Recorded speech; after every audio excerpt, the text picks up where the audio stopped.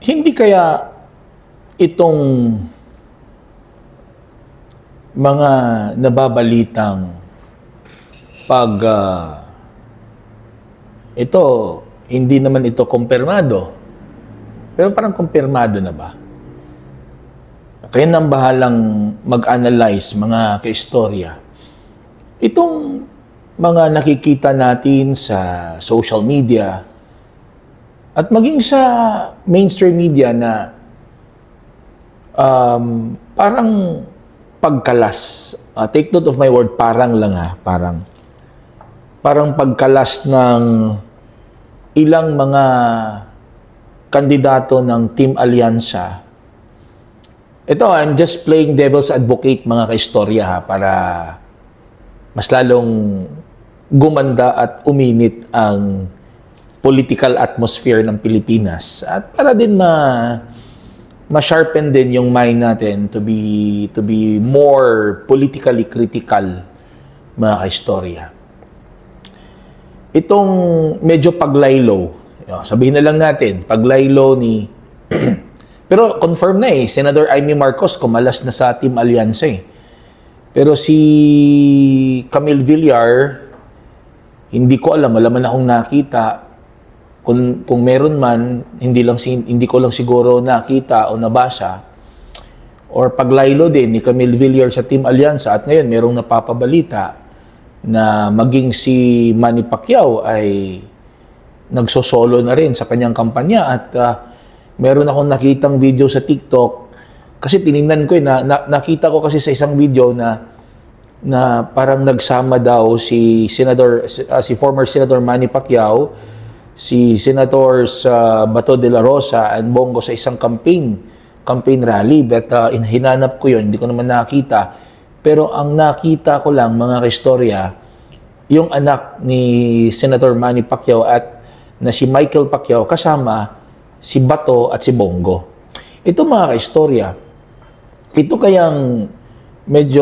kayang si Amy, si Camille, at itong si Pacquiao, at baka meron pang sasama na mga taga-Team Alyansa at parang lumalapit sa PDP laban. Hindi kaya ito strategy lang mga kaistorya para hindi matupad itong kinakampanya nila na PDP laban straight.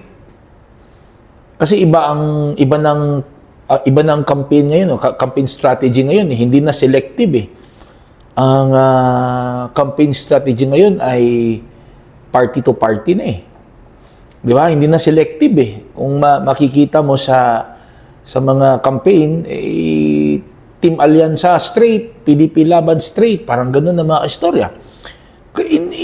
Ito kayang sina Amy Marcos, Camille Villar, Pacquiao, hindi kaya ito strategy lang para hindi talaga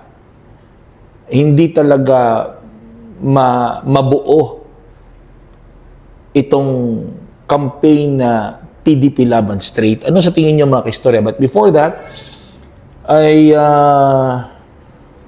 uminom muna tayo ng Genesis Organic Spirulina.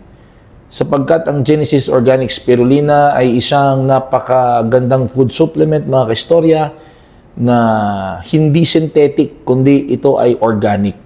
Ito ay itinanim sa isang fresh mineral water with a very low pollution, mga kaistorya. Ito talaga iniinom ko araw-araw, mga kaistorya.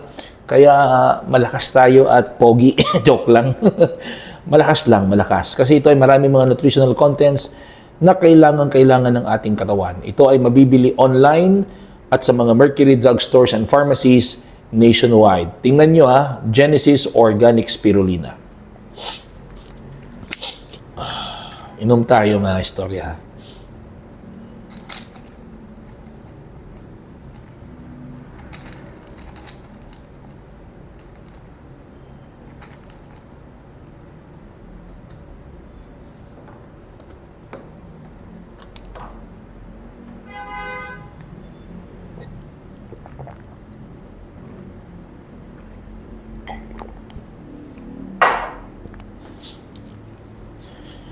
Genesis Organic Spirulina, ang dekalidad na spirulina ng bayan. Mabibili online at sa mga Mercury drugstores and pharmacies nationwide. This program is brought to you by Genesis Organic Spirulina, ang dekalidad na spirulina ng bayan. Available online at sa mga Mercury drugstores and pharmacies nationwide. Meron ng campaign video si Amy Marcos na in-endorse ni Vice President Sara Duterte. At meron na ring campaign video si Camille Villar na in-endorse ni Vice President Sara Duterte. At merong kumakalat na video ngayon na magkasama daw si Manny Pacquiao, Bato de la Rosa at si Bongo sa isang campaign period, isang campaign rally. May mga Duterte supporters na tuwang-tuwa dahil nabubulabog na daw at nabubuwag na daw ang Team Alyansa, mga kaistorya.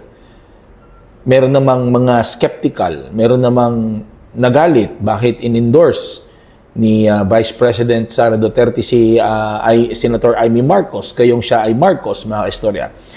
Pero ito yung pananaw ko. Ito, personal ko lang naman na pananaw, mga kaistorya. Ang politika kasi, mga kaistorya, it's like a chess game kasing politika eh. It's not what you see is not always what you get. Nakuha nyo? What you see is not always what you get. Kung ano yung nakikita mo, hindi ibig sabihin na yun na yun. Maraming mga behinds yun. Maraming mga dahilan yon, maraming mga strategies yon. Depende na lang sa magkabilang panig kung sino ang mache-checkmate. Ganon yung politika. Ganon ka komplikado. Hindi ko sasabihin ganon karumi kasi very negative naman. Pero ganon ka komplikado, ganon ka challenging kapag ka pumasok ka sa politika. Hindi ka sigurado eh. Hindi ka sigurado kung sino talaga ang loyal sa iyo, kung sino ang kaibigan mo, kung sino ang peke, kung sino ang totoo. Basta pagdating sa politika, it's like playing chess. Ngayon, backtrack muna tayo, ipinagmamalaki ni President Bongbong Marcos Jr. na nabuo nila yung 12 na senatorial candidates ng Team Alyansa at sila lang ang nakabuo nito kasi sa side ng PDP Laban 10 lang ang in-endorse ni during that time FPRRD, mga kaistorya. At nung nakulong na si FPRRD, ang nag-endorse naman sa kanila si Vice President Sara Duterte. Pero as time goes by, mga kaistorya, maraming mga nangyari. Kumalas si Amy Marcos sa Team Alyansa at ito namang si Camille Villar, although hindi pa official, pero nakikita natin na parang naglalaylo na sa Team Alyansa, mga kaistorya. At ito, recently, may mga videos daw na magkasama sina Pacquiao, Bongo, De La Rosa sa isang campaign rally. At alam naman natin kung ano ang partido ni Pacquiao ngayon, Team Alyansa siya eh. Di ba? Although he is a member of the PDP, pero kasama siya sa noong dineklara ni President Bongbong Marcos Jr. ang mga membro ng Team Alyansa. Bakit kaya nangyayari ito, mga kaistorya? Ito ba talaga ay dahil sa humihina ang Team Alyansa? O ito ay strategy lang nila para hindi matupad yung pagnanais ng kabilang kampo na walang ipapasok na taga-Team Alyansa sa eleksyon. Or kung meron man, isigurado yung 10 PDP laban. Hindi kaya strategy lang ito, mga kaistorya, para guluhin ang isip ng mga botante. Kasi nakikita naman natin, mga kaistorya, pagdating sa PDP Laban straight, wala nang walang pinagtatalunan, walang usapan, walang debate. Lahat ng mga Duterte supporters ay nagkaisa to vote PDP Laban straight. Pero pagdating sa usaping Marcos, Villar, at ngayon Pacquiao, hati ang mga Duterte supporters. Divided ang mga Duterte supporters. Hindi kaya ito paraan lang ng kabilang kampo para hindi matupad nga yung PDP Laban straight na campaign nila? Kasi alam naman natin mga kaistorya na itong midterm election na ito ay merong malaking role sa impeachment ni Vice President Sara Duterte. Kasi alam naman natin na ang impeachment ay political. Kahit ano pang mga ebidensya yan, at the end of the day, it's still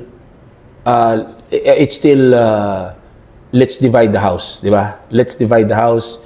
It's still a numbers game kasi boboto yung mga senador who will serve as jury during the impeachment. Tama? At the end of the day, boboto sila kung sila ba ay pabor o hindi pabor sa pag-impeach kay Vice President Sara Duterte. At very crucial ito kasi kung ma-impeach si Vice President Sara Duterte, baka isasama doon